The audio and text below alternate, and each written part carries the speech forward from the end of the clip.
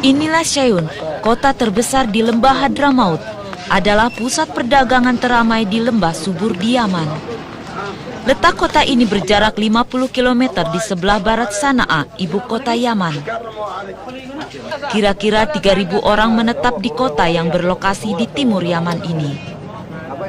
Sebagian masyarakatnya hidup dari berladang dan berternak, dan di pasar inilah sebagian besar hasil ladang itu dijual.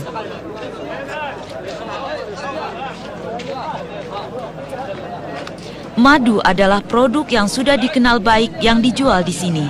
Madu ini diperoleh dari sekitar terusan Hadramaut.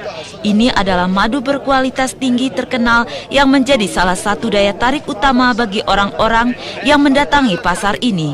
Harga sekaleng madu ini bisa mencapai harga lebih dari $70 Amerika. Para pembeli tidak peduli akan harga yang tinggi karena mereka tahu kualitas madu tersebut. Konon madu itu mempunyai sifat yang spesial. Lebah-lebah di Hadramaut memakan tumbuhan yang disebut talha yang secara luas dikenal baik di Yaman sebagai bahan pengobatan.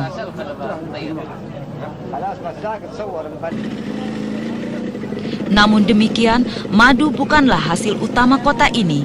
Sebagian besar petani menanam sayur mayur, buah-buahan, dan biji-bijian seperti kacang tanah, gandum, dan wijen. Tidak mengherankan bila tanah subur ini juga dikenal sebagai kota dengan berjuta pohon palem.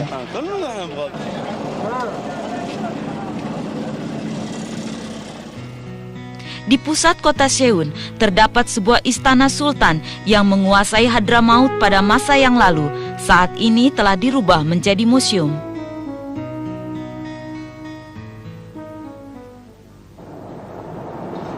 Hadramaut adalah terusan terbesar di semenanjung Arab. Panjangnya kira-kira 160 km dari sisi barat ke timur. Hadramaut juga digunakan oleh para musafir dari timur ke utara Yaman.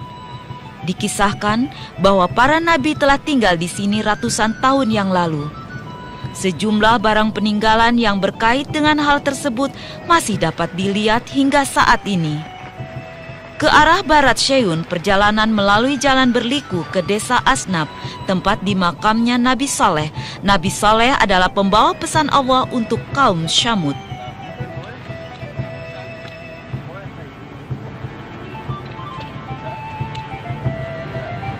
Perjalanan dengan melalui jalan seperti ini, 50 km perjalanan dari Syeun memakan waktu lebih lama dari yang diperkirakan sebelumnya. Menurut catatan sejarah, Nabi Saleh bin Ubaid bin Syamud bin Sam bin Nuh dikirim untuk kaum Syamud. Suku bangsa ini telah tinggal di tempat yang disebut Hijr. Nabi Saleh dikirimkan untuk umatnya tidak lama setelah Nabi Hud dikirim untuk kaum Ad.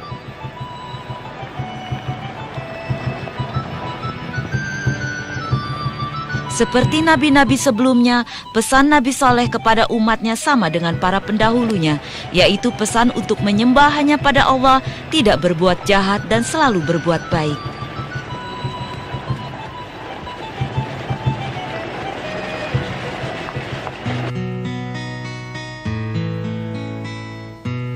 Inilah Ashab, desa di mana Nabi Saleh tinggal dalam waktu yang tidak lama.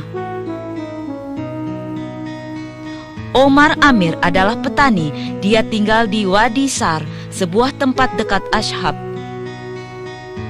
Usianya 25 tahun, meski tampak lebih tua dari orang seusianya.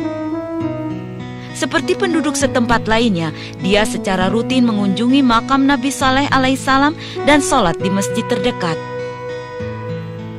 Para nabi dihormati karena kedudukan mereka yang tinggi di sisi Tuhan.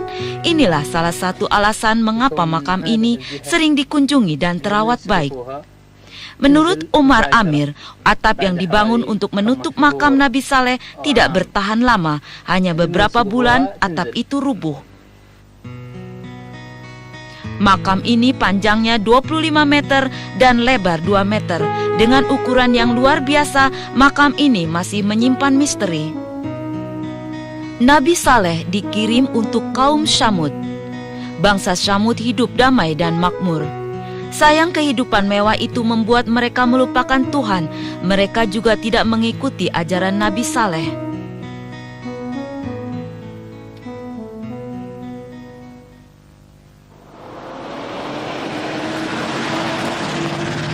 Rute ini menuju ke Asgab, tempat di mana bangsa Ad dulu tinggal, letak di utara Hadramaut atau sekitar 60 km dari Sheun. Ajaran Nabi Saleh sama dengan ajaran Nabi Hud yang dikirimkan kepada umatnya. Kaum Samud menerima nasib yang sama dengan Ad karena mengabaikan ajaran Nabi Saleh. Al-Quran menceritakan tentang bangsa Ad, bagaimana kesuburan tanah dan ternak mereka mendukung kehidupan mewah mereka dan bagaimana hal ini mempengaruhi mereka untuk melupakan Tuhan.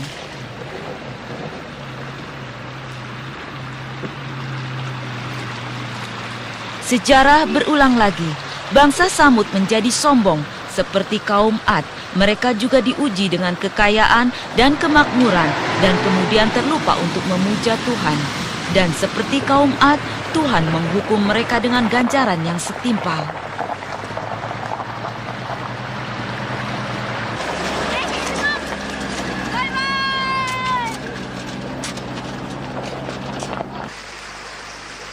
Al-Quran juga menceritakan bahwa dengan kebesaran Allah, Nabi Saleh bisa membuat unta betina muncul dari batu besar setelah memukul batu tersebut dengan tongkatnya.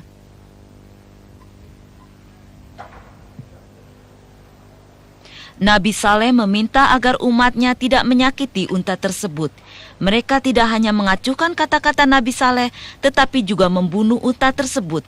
Atas kesombongan tersebut, Allah menghukum dengan gempa yang sangat dahsyat sehingga membinasakan mereka.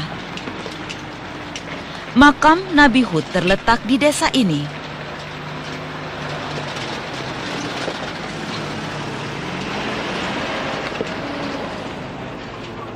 Sebuah masjid dibangun di sisi makamnya. Tempat ini dibangun untuk mengenang Nabi Hud, yaitu nabi bagi kaum Ad yang dikenal dengan kekuatan dan ketangguhan fisiknya. Dulu Asgab dikaruniai sumber mata air yang membuat tanah di sekitarnya menjadi subur, pertanian tumbuh subur dan ternak menjadi sehat dan gemuk.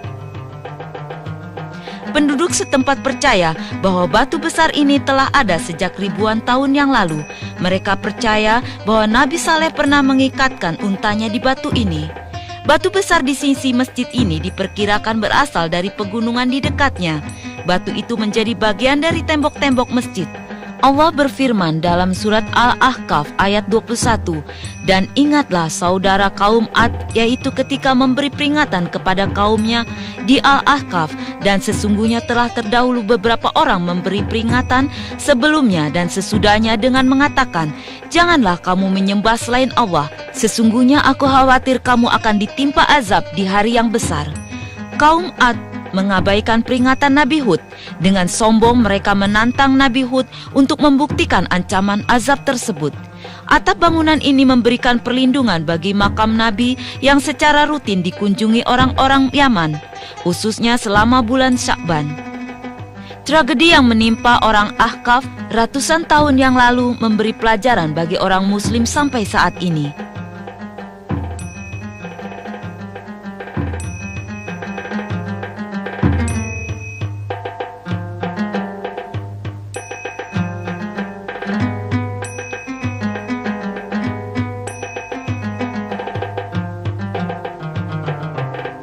Ini adalah Mahfud Raja Bahmis. Selain bertani, dia juga menjaga merawat makam dan sekitarnya.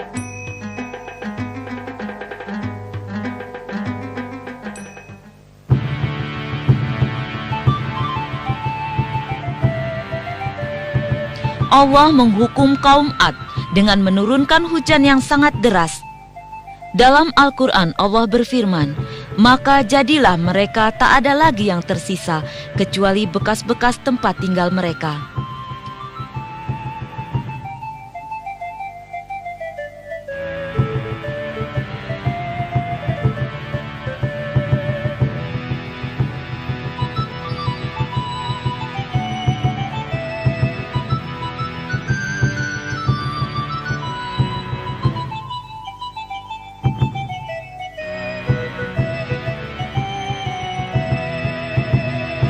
Yaman adalah sebuah negeri yang memiliki wilayah laut. Sebagian penduduk di Al-Mukalla adalah nelayan.